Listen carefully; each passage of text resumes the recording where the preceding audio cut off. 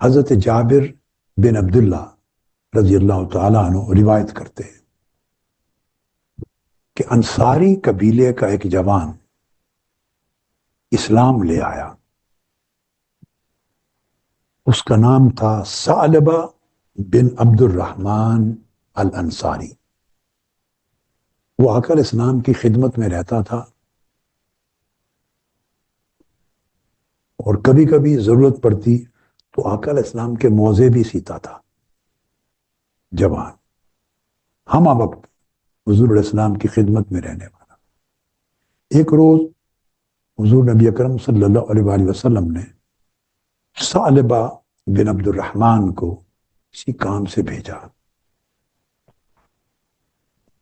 وہ جا رہا تھا تو رستے میں جیسے آبادی ہوتی ہے، گھر ہوتے ہیں، اس کی نظر ایک نامناسب جگہ پہ پڑ گئی جہاں نہیں پڑنی چاہیے تھی. جب اس کی نظر پڑی وہ خوف اور شرم کے مارے چیخ اٹھا کہ مجھ سے کیا ہو گیا. اس کا ذہن اس طرف گیا کہ اگر آقا علیہ السلام کو خبر ہو گئی، اسے معلوم تھا کہ چھوٹی چھوٹی بات پر بھی آقا علیہ السلام کے پاس وحی آ جاتی ہے اور آپ باخبر ہو جاتے ہیں. اس نے کہا اگر آقا علیہ السلام کو خبر ہو گئی تو میرا حال کیا ہوگا. بس وہ چیختا ہوا، روتا ہوا شہر مدینہ چھوڑ کر قریبی صحرا میں بھاگ گیا اور وہاں جا کے پہاڑوں میں چھپ گیا اور دھاڑے مار کے رونے لگا. ہر وقت چیخ و پکار کرتا ان پہاڑوں میں، صحراؤں میں، اور چیخ و پکار کرتے اور روتے دھوتے اسے 40 روز گزر گئے. پلٹ کے واپس نہیں آیا. 40 روز جب گزرے تو آقا علیہ الصلوۃ والسلام کی خدمت اقدس میں سیدنا جبرائیل امین علیہ السلام حاضر ہوئے. حضرت جبرائیل نے آ کے کہا آقا آپ کے رب نے آپ کو سلام بھیجا ہے اور اللہ رب العزت نے یہ فرمایا ہے کہ آپ کی امت کا ایک نوجوان مجھ سے پناہ مانگتے ہوئے، روتے ڈرتے ہوئے آج کئی دنوں سے پہاڑوں میں چھپا ہوا ہے. جبرائیل امین نے خبر دی. اللہ نے فرمایا آپ کی امت کا ایک جوان پچھلے کئی دنوں سے پہاڑوں میں، صحراؤں میں چھپا ہوا، روتا چیختا پکارتا ہے. حضور علیہ الصلوۃ والسلام نے صحابہ کرام کو بلایا اور بلا کے سیدنا عمر فاروق رضی اللہ تعالیٰ عنہ اور ان کے ساتھ سیدنا سلمان فارسی رضی اللہ تعالیٰ عنہ، ان دونوں کو بلا کے ان کی ڈیوٹی لگائی. دونوں جاؤ اور ثعلبہ کو تلاش کرو. دونوں چل پڑے. پہاڑوں کی خبر سیدنا جبرائیل امین نے دے دی تھی. بس وہ پہاڑوں کی سمت صحراؤں میں چلے گئے. چلتے چلتے مدینہ طیبہ کا رہنے والا ایک شخص تھا زفافہ، وہ چرواہا تھا. وہاں جڑی بوٹیاں ہوتی ہیں تو بکریاں چرواتا تھا. زفافہ وہ چرواہا ملا. سیدنا فاروق اعظم رضی اللہ تعالیٰ عنہ نے زفافہ سے پوچھا چرواہے تم نے پہاڑوں میں کسی نوجوان کو دیکھا ہے کئی دنوں سے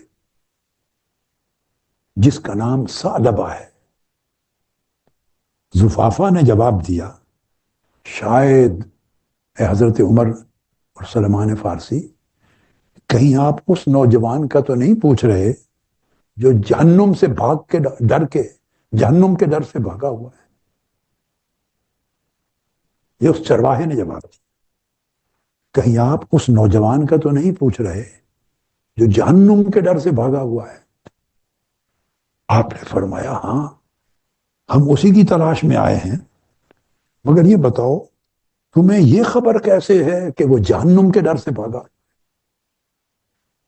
اس نے کہا مجھے اتنا علم ہے، میں 40 راتوں سے دیکھ رہا ہوں، 40 راتوں سے جب رات ہوتی ہے تو ایک نوجوان نکلتا ہے پہاڑ کی غاروں سے، سر پہ ہاتھ رکھتا ہے اور زاروں قطار چیختا ہے، زاروں قطار ساری رات چیخنے میں گزر جاتی ہے، درد بھری آہیں لیتا اور چیختا ہے اور کہتا ہے میرے رب، کاش تو نے میری روح کو قبض کر لیا ہوتا اور میری روح کو روحوں سے ملا دیا ہوتا، کاش تو نے میرے جسم پہ موت طاری کر دی ہوتی اور مجھے مردوں میں شامل کر دیا ہوتا، میں روز قیامت کون سا چہرہ لے کر تیرے حضور پیش ہوگا۔ بس وہ 3 جملے بولتا ہے، یہ جملے ساری رات بولتا رہتا ہے، چیختا ہے، ڈرتا ہے، روتا ہے، اتنا معلوم۔ سیدنا فاروق اعظم نے فرمایا زفافہ ہاں وہی ثعلبہ ہے، ہمیں اسی کی تلاش، لے چلو۔ اس نے کہا انتظار کریں، آدھی رات کے قریب نکلتا ہے، جو ہی آئے گا میں پہنچا دوں گا اس کے پاس۔ حضرت جابر بن عبداللہ بیان کرتے ہیں ان کو سیدنا عمر فاروق اور سیدنا سلمان فارسی نے بتایا، میں کیا اس طرف آدھی رات ہوئی، اسی طرح ثعلبہ بن عبد الرحمن نکلا، چیخا، رویا، تڑپا، اللہ کو پکارا۔ اس کی آواز سن کر زفافہ نامی چرواہا ہم دونوں کو اس کے پاس لے گیا، ہم نے اسے پکڑ لیا اور سیدنا فاروق اعظم رضی اللہ تعالیٰ عنہ صحرا میں انہی پہاڑوں میں بیٹھ گئے اور ثعلبہ کا سر اپنی گود میں لے لیا، گود میں لے کے اسے پیار کرنے لگے، اس کے بالوں میں ہاتھ پھیرنے لگے، انگلیاں پھیرنے لگے، اسے پیار کرنے لگے۔ جب پیار کرتے تھے اور اس کو چپ کراتے تھے، وہ روتا تھا دھاڑے مار کر اور ایک ہی بات پوچھتا تھا، کہیں حضور علیہ السلام کو میرے گناہ کا پتہ تو نہیں چل گیا؟ آپ پیار کرتے تھے گود میں اس کا سر لے کر، اور وہ ایک ہی جملہ پوچھتا تھا، حضرت عمر کہیں حضور کو میرے گناہ کا پتہ تو نہیں چل گیا؟ سیدنا فاروق اعظم رضی اللہ تعالیٰ عنہ نے فرمایا مجھے اس امر کا تو علم نہیں ہے، البتہ اتنا کچھ معلوم ہے کہ آج 40 دن سے تم غائب تھے، حضور علیہ السلام نے آپ کا تمہارا ذکر کیا کہ ثعلبہ 40 دن سے غائب ہے، اور ہم دونوں کی ڈیوٹی لگائی ہے کہ جاؤ اسے تلاش کر کے میرے پاس گیا۔ وہ آپ ان کے ساتھ چل پڑا۔ اس نے کہا مجھ سے ایک وعدہ کرو کہ آقا علیہ السلام کی بارگاہ میں مجھے اس وقت پیش کرنا جب آپ نماز پڑھا رہے ہو، تاکہ میں چھپ کر صفوں میں شامل ہو جاؤں، مجھے آتے ہوئے سیدھا دیکھ نہ سکے۔ حالت نماز میں انہوں نے فرمایا ایسے ہی کیا، ایسے ہی کریں گے۔ مسجد نبوی میں لے کے حاضر ہوئے، نماز کا وقت تھا، آقا علیہ الصلوۃ والسلام نماز شروع کرا چکے تھے۔ وہ ایک سائیڈ پہ چھپ کے ایک صف میں شامل ہو گیا ثعلبہ۔ آقا علیہ السلام کی قرات ہوئی، جو ہی حضور علیہ السلام کی قرات تلاوت قرآن کی آواز ثعلبہ بن عبد الرحمن کے کان میں پڑی، وہ وہیں بے ہوش ہو کر گر پڑا، خشکی کھا کر گر پڑا۔ آقا علیہ السلام نماز سے فارغ ہوئے، فرمایا ہم سے پوچھا ثعلبہ کا کیا بنا؟ جو ہی آقا علیہ الصلوۃ والسلام نماز سے فارغ ہوئے تو آپ نے پوچھا ثعلبہ کا کیا بنا؟ سیدنا فاروق اعظم اور سلمان فارسی رضی اللہ تعالیٰ عنہ حاضر ہوئے اور عرض کیا یا رسول اللہ، ثعلبہ حاضر خدمت ہے، یہ ثعلبہ ہے۔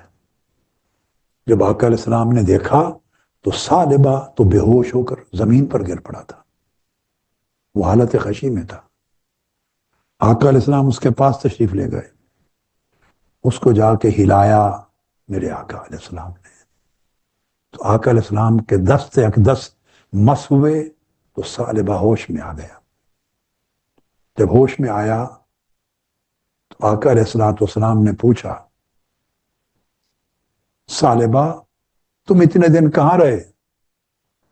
40 دن مجھ سے غائب کیوں رہے؟ ثعلبہ نے جواب دیا یا رسول اللہ اپنے گناہ کی وجہ سے، گناہ کی وجہ سے. وہ اب یاد رکھ لے میں نے شروع میں بتایا تھا اس کی نگاہ ایک غلط جگہ پڑ گئی تھی، بس اتنا گناہ تھا. عرض کہ حضور ایک گناہ کی وجہ سے آپ کا سامنا نہیں کر سکتا تھا. آقا علیہ السلام نے فرمایا ثعلبہ کیا تمہیں میں قرآن مجید کی ایک ایسی آیت نہ سناؤں کہ وہ آیت پڑھو تو تمہارے سارے گناہ معاف ہو جائیں، کوئی گناہ نہ بچے. عرض کیا جی یا رسول اللہ فرمائیے. آپ نے آیت کریمہ پڑھی اعوذ باللہ من الشیطان الرجیم. فرمایا تم یہ پڑھو ربنا آتنا فی الدنیا حسنہ وفی الآخرۃ حسنہ وقنا عذاب النار. سورہ بقرہ کی آیت. اے میرے مولا مجھے دنیا کی نیکیاں اور اچھائیاں بھی عطا فرما دے اور ہمیں آخرت کی نیکیاں اور اچھائیاں بھی عطا فرما دے. وقنا عذاب النار اور ہمیں دوزخ یعنی جہنم کی آگ سے نجات عطا فرما دے. جب یہ آیت پڑھی تو ثعلبہ بن عبد الرحمن تڑپ اٹھا. عرض کیا یا رسول اللہ میرا گناہ اس سے بھی بہت بڑا ہے، میرا گناہ بہت بڑا ہے. آقا علیہ السلام نے جواب دیا ثعلبہ تمہارے گناہ سے اللہ کا فرمان بڑا ہے، اللہ کا فرمان سب سے بڑا ہے، وہ معاف فرما دے گا. جب یہ کیفیت ہوئی تو آقا علیہ السلام نے فرمایا صحابہ کرام کو کہ ثعلبہ بن عبد الرحمن کو اس کے گھر لے جاؤ اور کچھ دن آرام کرے، اس کی حالت بہت خراب ہے. 40 دن معلوم نہیں کچھ کھایا پیا بھی تھا یا نہیں. آپ کو 10 دن اس ثعلبہ کے طریق پہ گزارنا چاہتا ہوں، ثعلبہ کے طریق پہ گزارنا چاہتا ہوں. وہ عاشق الہی جس کی نگاہ ایک بار غلط جگہ پڑ گئی ہے تو 40 دن پہاڑوں صحراؤں سے باہر نہیں نکلا، ہر رات غشی کھا کے رو رو کے بے ہوش ہو کے گرتا رہا ہے. گھر لے گئے، گھر بھی بستر پہ پڑ گیا. 8 دن گزر گئے، اٹھنے کی سکت نہیں ہوئی. پھر حضرت سلمان فارسی رضی اللہ تعالیٰ عنہ آقا علیہ السلام کی بارگاہ میں آئے. عرض کیا یا رسول اللہ لگتا ہے ثعلبہ تو موت کے قریب پہنچ گیا ہے، بستر پہ پڑا ہے اور اس کی حالت بہت خراب ہے. ہر وقت غشی، ہر وقت بے ہوشی کے دورے، ہر وقت روتا ہے، ہر وقت چیختا ہے، ہر وقت تڑپتا ہے. اور شاید موت کے کنارے ہے. آقا علیہ السلام نے یہ بات سنی، صحابہ کرام سے کہا چلو میں خود ثعلبہ کے پاس جاتا ہوں. صحابہ کرام کو لیا اور ثعلبہ بن عبد الرحمن انصاری کے گھر پہنچے. وہ بیماری کی حالت میں پڑا تھا. آقا علیہ السلام نے ثعلبہ بن عبد الرحمن کا سر اٹھا کر اپنی گود مبارک میں رکھ لیا، اپنی گود مبارک میں سر پہ ہاتھ پھیرنے لگے. قربان جاؤں ثعلبہ تیرے نصیب پر، قربان جائیں ثعلبہ تیرے نصیب، قربان جائیں ثعلبہ تیرے نصیب. عشق کی ایسی چنگاری بھڑکی اس کے اندر، عشق الہی کی ایسی آگ جلی، عشق الہی کا ایسا بھانبڑ جلا، اور اس عشق الہی کے خوف نے اس کے جگر کو جلا کر یہاں تک پہنچا دیا کہ آج اس کا سر آقا علیہ السلام کی گود میں پڑا ہے. آقا علیہ السلام اس کو پیار دے رہے ہیں مگر اس نے اپنا سر آقا علیہ السلام کی گود سے ہٹا لیا. باہر کر لیا۔ حضور علیہ الصلوۃ والسلام نے پوچھا ثعلبہ تو نے اپنا سر میری گود سے باہر کیوں کر لیا؟ عرض کرنے لگا یا رسول اللہ میرا سر گناہوں سے بھرا ہوا ہے، آپ کی گود کے لائق نہیں۔ اب آپ دیکھیے گناہوں کا کتنا خیال ہے، کتنا احساس ہے، کتنا استحضار ہے، اور ہم کہاں ہیں؟ لاکھوں گناہ لیے بے پرواہ ہیں، گناہ کے گناہ ہونے تک کا خیال نہیں، فکر نہیں ہے۔ ہمارے اوپر ایسی موت طاری ہو گئی ہے، ہمارے ضمیروں پر، ہمارے دلوں پر، ہماری سوچوں پر، ہماری روحوں پر، کہ گناہوں پہ لت پت ہیں مگر آنکھیں خشک ہیں، دل تڑپتے نہیں، آنکھیں برستی نہیں، اور فکر نہیں ہے کہ اس کا انجام کیا ہونا ہے، کس سمت جا رہے ہیں۔ اس نے سر ہٹا کے عرض کیا یا رسول اللہ میرا سر آپ کی گود کے قابل نہیں۔ اتنے میں پھر سیدنا جبرائیل امین حاضر ہو گئے، قربان جائیں اس جوان عاشق الہی پر، جس کو خوف الہی نے اپنے گناہ کے خوف پر اس حالت تک پہنچا دیا کہ اس ایک جوان کی خاطر 2 بار جبرائیل امین اترے۔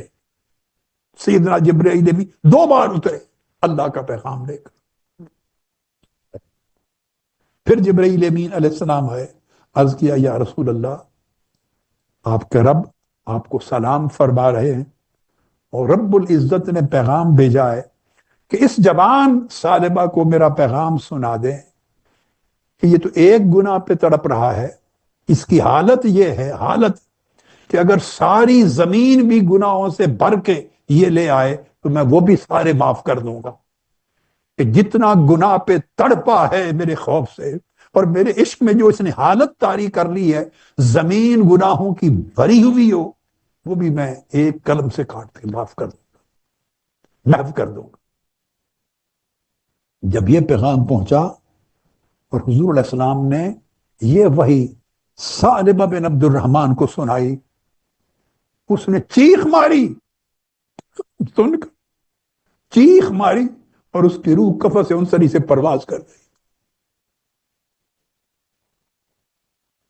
شہید ہو گیا، شہید عشق ہو گیا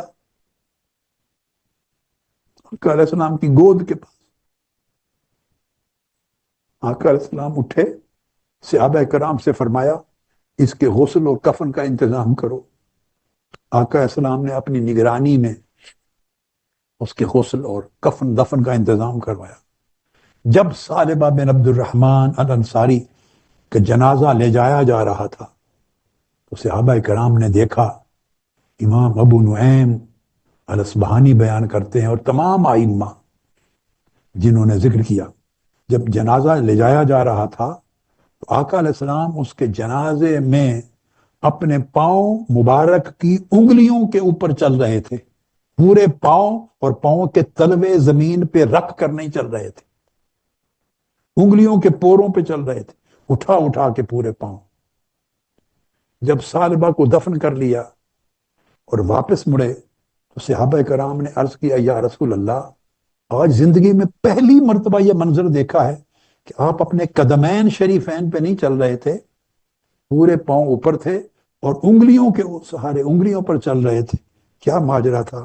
آقا علیہ السلام نے فرمایا اس ذات کی قسم جس کے قبضہ قدرت میں محمد صلی اللہ علیہ وسلم کی جان ہے، اس لیے پاؤں کے بل نہیں چلا کہ اس کے جنازے میں اللہ نے اتنی لا تعداد فرشتوں کو بھیجا ہوا تھا، کتنے ہزاروں لاکھوں فرشتے اس کے جنازے میں چل رہے تھے اور ان کے پر تھے، مجھے اپنے پاؤں رکھنے کی جگہ نہیں مل رہی تھی،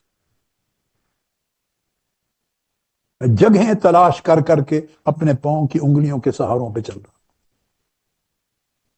یہ اس عاشق الہی ثعلبہ بن عبد الرحمن کی رخصتی ہو رہی ہے۔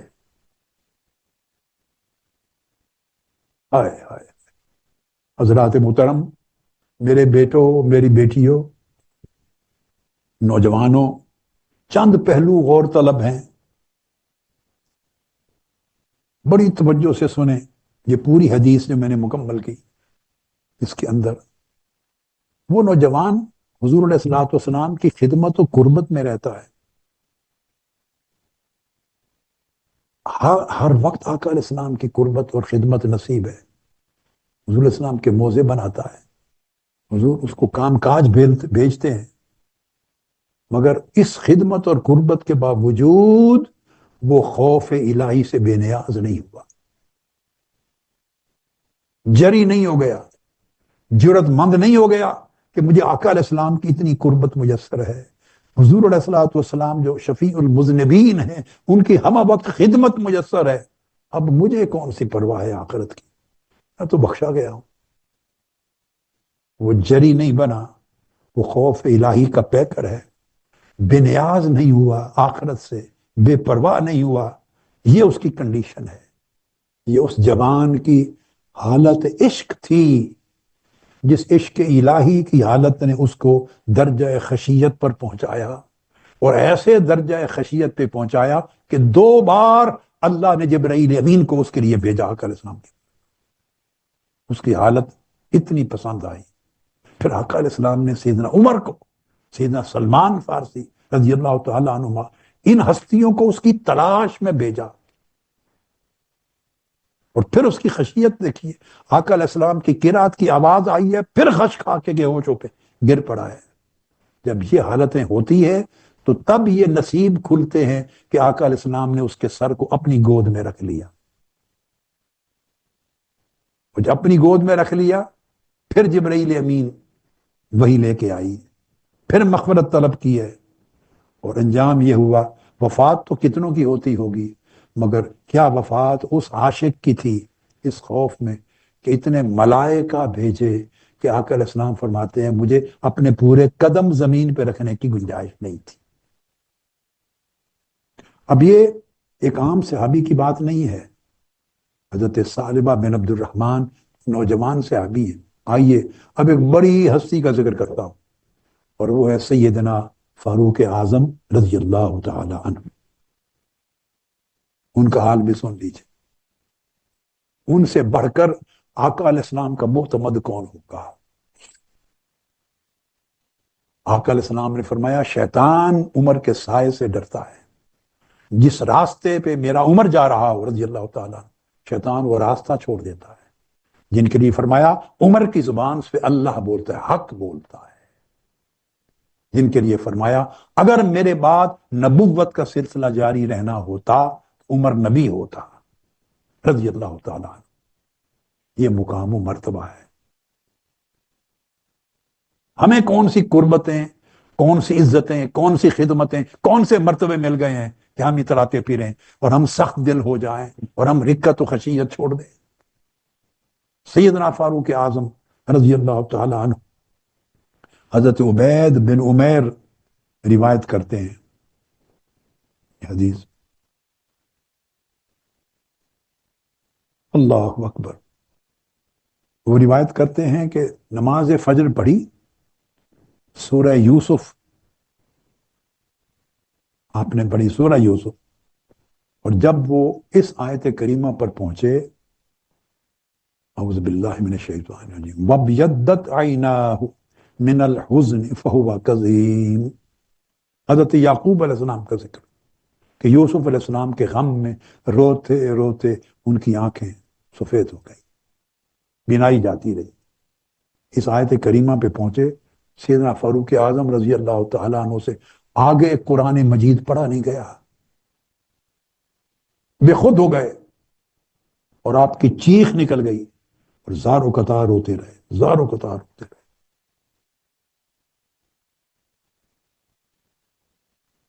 اور پھر دوسرے مقام پر ایک اور واقعہ آتا, یعنی کئی مرتبہ ہوتا نماز میں جب یہ پڑھا انما اشکو بثی وحزنی الی اللہ, یعقوب علیہ السلام کا قصہ. پھر چیخ نکل گئی اور اتنا روئے کہ آپ کے صاحبزادے حضرت عبداللہ بن عمر رضی اللہ تعالیٰ عنہ فرماتے ہیں کہ میں 3 صفیں پیچھے کھڑا تھا, ان کے رونے کی آواز مجھے 3 صفیں پیچھے تک آتی رہی.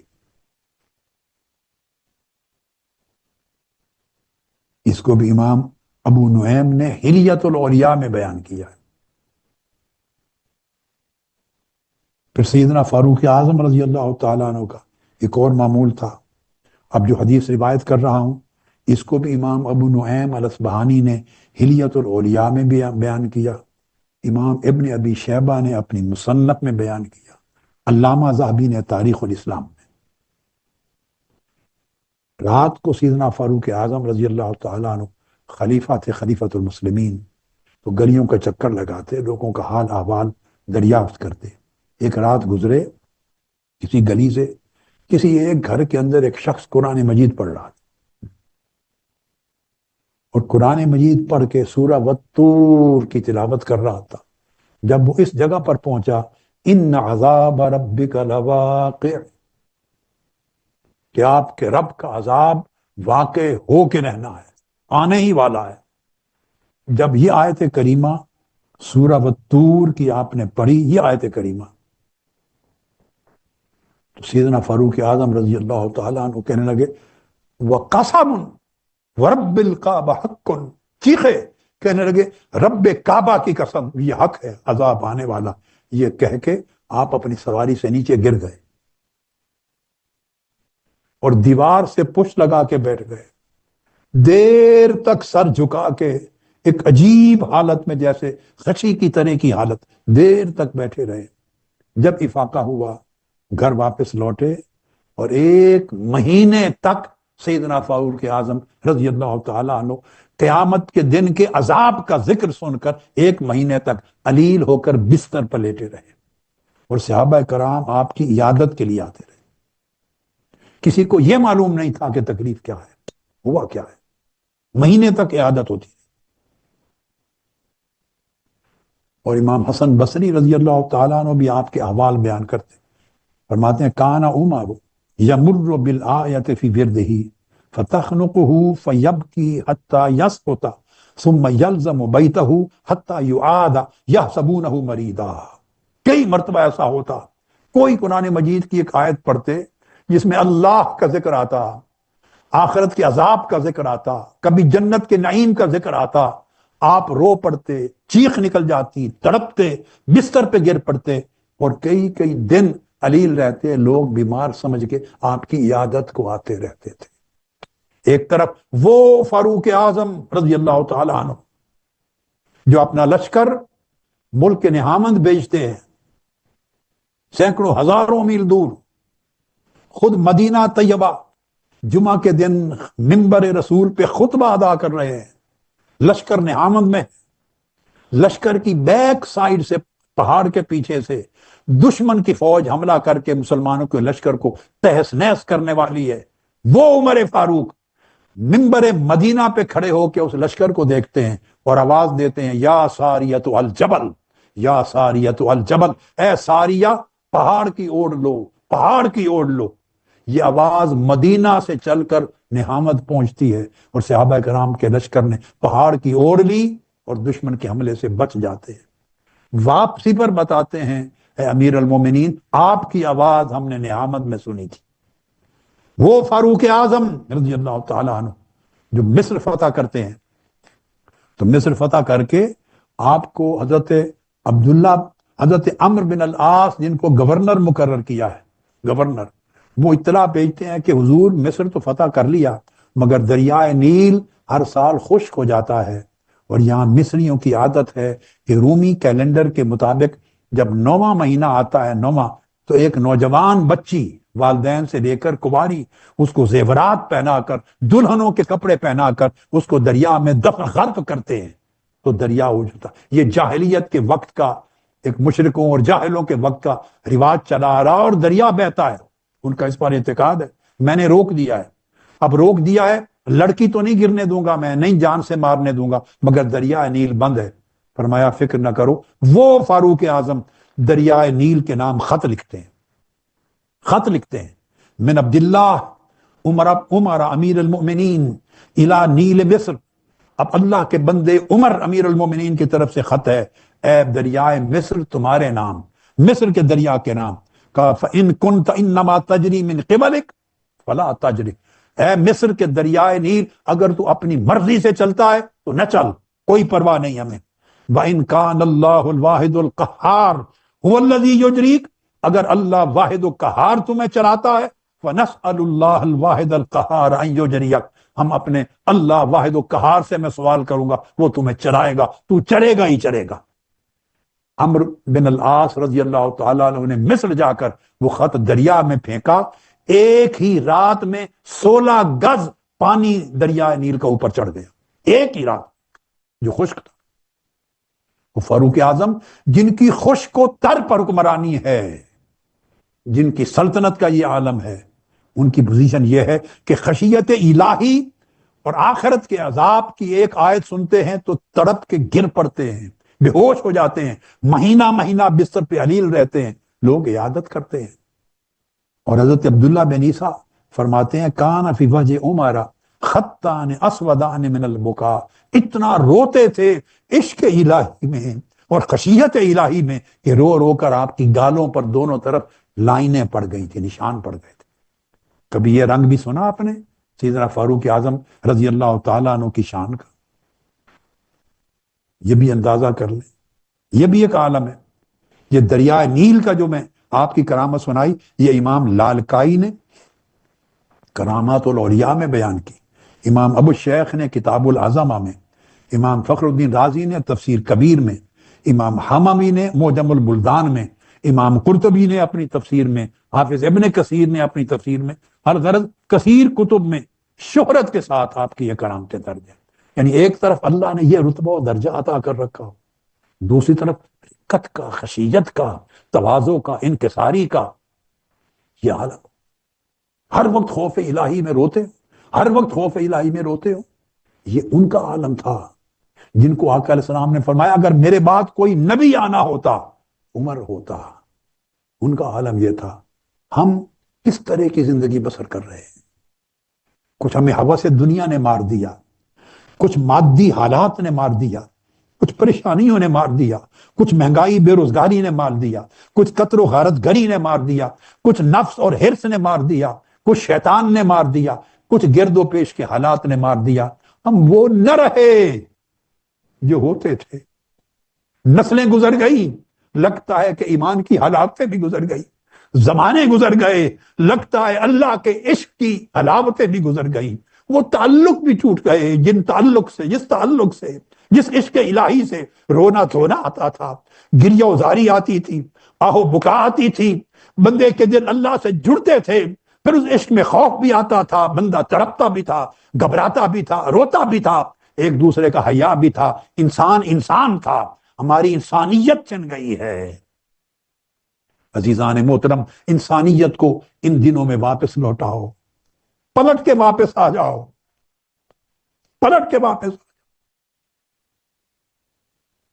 پھر امام ابو نعیم الحلیہ میں روایت کرتے ہیں اور امام منذری الترغیب و ترہیب میں روایت کرتے ہیں، حضرت عبدالعزیز بن ابی رواد روایت کرتے ہیں، ان کا نام عبدالعزیز بن میمون ابی رواد روایت کرتے ہیں، وہ کہتے ہیں کہ جب یہ آیت کریمہ نازل ہوئی، یا ایھا الذین آمنوا قوا انفسکم واہلیکم نارا، یہ آیت کریمہ جب نازل ہوئی، یہ سورہ تحریم کی، کہ اے ایمان والو اپنے آپ کو بھی، اپنی جانوں کو اور اپنے اہل و عیال کو دوزخ کی آگ سے بچاؤ۔ تو آقا علیہ السلام نے یہ آیت کریمہ پڑھی، فخر فتح مخشیا، ایک جوان حضور علیہ السلام کے صحابہ میں تھا، تو حدیث میں آتا ہے کہ وہ یہ آیت سن کر بے ہوش ہو کے گر پڑا، بے ہوش ہو کے گر پڑا۔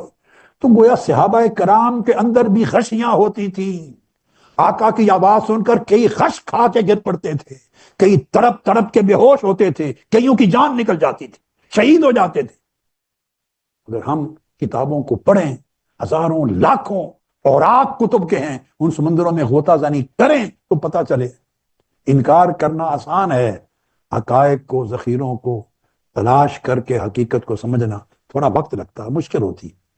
تو بے ہوش ہو کے ایک نوجوان صحابی گر پڑا، آقا علیہ السلام تشریف لے گیا اس کے پاس، فوضع النبی صلی اللہ علیہ وسلم یدہ علی فؤادہ، آپ نے اپنا دست مبارک اس کے سینے، اس کے دل پہ رکھا، فاذا هو یتحرک، دل پہ رکھا تو دل متحرک تھا، دل میں بھی حرکت تھی۔ تو آقا علیہ السلام نے دیکھا ابھی یہ زندہ ہے، حالت بے ہوشی میں تڑپ رہا ہے، فرمایا اے بچے قل لا الہ الا اللہ محمد رسول، اس کو کلمہ پڑھایا، اور کلمہ پڑھا کے اور پھر فرمایا فبشرہ بالجنہ، اس کو جنت کی بشارت دے دی۔ صحابہ کرام ارد گرد کھڑے دنگ رہ گئے اس کا نصیب دیکھ کر، اس کے دل پہ ہاتھ رکھ کر فرمایا جنتی ہو گیا۔ صحابہ نے پوچھا یا رسول اللہ یہ جنت کی بشارت کس کس کے لیے ہے؟ قال ما سمعتم قولہ ذالک لمن خاف مقامی وخاف وعید، جو شخص اللہ نے فرمایا میرے حضور کھڑے ہونے سے ڈر گیا اور میرے وعدے سے ڈر گیا جو آگے آنے والا ہے، اس کے لیے جنت ہے، سو میں نے اس کو جنت کی بشارت دے دی۔ اسی طرح حضرت محمد بن ہاشم روایت کرتے ہیں کہ ایک روز آقا علیہ السلام نے تلاوت کی یہ آیت وقودها الناس والحجارہ، اس دوزخ کی آگ سے ڈرو جس کا ایندھن کفار مشرکین یعنی انسان ہوں گے اور پتھر ہوں گے، پتھر۔ آقا علیہ السلام نے یہ آیت پڑھی، فسامعها شاب الی جنبہ، آقا علیہ السلام کے ساتھ ہی ایک نوجوان کھڑا تھا، آف کورس صحابی تھا، ایک نوجوان کھڑا تھا، جو ہی اس نے یہ الفاظ سنے کہ دوزخ کی آگ اس کا ایندھن کئی انسان اور پتھر ہوں گے، اس کی چیخ نکلی اور چیخ نکل کے بے ہوش ہو کے گر پڑا۔ فجعل رسول اللہ صلی اللہ علیہ وسلم رأسہ فی حجرہ، قربان جائیں اے جوان تیرے اس غلبہ عشق کی حالت پر کہ آقا علیہ السلام اس کے پاس گئے، اٹھا کے اس کا سر بھی اپنی گود میں رکھ لیا۔ جسے آقا علیہ السلام جس پر غلبہ عشق دیکھتے، غلبہ خوف الہی دیکھتے، غلبہ خشیت الہی دیکھتے، اور جو اس عشق خوف اور خشیت کی حالت میں بے ہوش ہوتا، آقا علیہ السلام اس کا سر اپنی گود میں لے لیتے۔ فما کا ما شاء اللہ ویم کا، جتنی دیر اس نے رکنا تھا روکا، جڑا تو پھر آقا علیہ السلام کے سامنے اس نے آنکھیں کھولی، جب آنکھیں کھولی تو پھر تڑپا اور تڑپ کے کہنے لگے میرے ماں باپ آپ پر قربان ہو، مثل ای شیء الحجر، آقا وہ دوزخ میں پھینکے جانے والے پتھر کس کی طرح ہوں گے؟ پھر یہ بولا تڑپتے ہوئے، آقا نے بڑا عجیب جملہ کہا، فرمایا اما یکفی کا ما اصابک، اے بیٹے جو کچھ تجھ پر بیت گیا ہے کیا یہی کچھ کافی نہیں؟ بس اب صبر کر، جو کچھ تجھ پر وارد ہو گیا ہے کیا یہی کچھ کافی نہیں؟ صبر کر۔ اسی طرح امام حسن بصری رضی اللہ تعالیٰ عنہ روایت کرتے ہیں، اور انہوں نے روایت کی حضرت حضور کے صحابی حضرت حذیفہ رضی اللہ تعالیٰ عنہ، حضرت حذیفہ رضی اللہ تعالیٰ عنہ نے فرمایا کہ آقا علیہ السلام کے زمانہ اقدس میں یعنی ہمارے ساتھ صحابہ میں ایک نوجوان تھا، ایک نوجوان تھا، جب بھی کبھی آخرت کا، دوزخ کا، جہنم کا ذکر آتا وہ روتا تھا۔ ایک مرتبہ روتے روتے اس کی حالت یہ ہو گئی کہ اس نے اپنے آپ کو گھر میں بند کر لیا، نکلتا نہیں تھا۔ فذکر ذلک للنبی صلی اللہ علیہ وسلم، اس کے حال کا ذکر آقا علیہ السلام سے کیا گیا، فاتاہ النبی صلی اللہ علیہ وسلم، آقا نے فرمایا چلو وہ اس کا اللہ کے عشق میں اور خوف الہی میں یہ عالم ہے، چلو اس کے گھر چلتے۔ آقا علیہ السلام صحابہ کرام کو لے کے اس کے گھر تشریف لے گئے۔ فلما ناظر الیہ الشاب، دروازہ کھولا، جب اس نوجوان نے اپنے سامنے آقا علیہ السلام کو دیکھا کہ میرے گھر آئے ہیں، قام فاعتنقہ وخر میتا، اس نے آقا کو دیکھا تیزی سے اٹھا، حضور کے گلے لپٹ گیا، اور گلے لپٹا جب آقا ہٹے تو وہ وفات پا چکا تھا، وہیں گر کے زمین پہ میت پڑ، بس حضور کے سینہ اقدس سے لپٹا، جان آفری کو پیش کر دی۔ آقا علیہ السلام نے فرمایا اس کی تجہیز و تکفین کرو، اور خدا کی قسم اس نے جس چیز سے پناہ مانگی تھی اللہ نے اس کو پناہ دے دی ہے، اللہ نے اس کو پناہ دے دی۔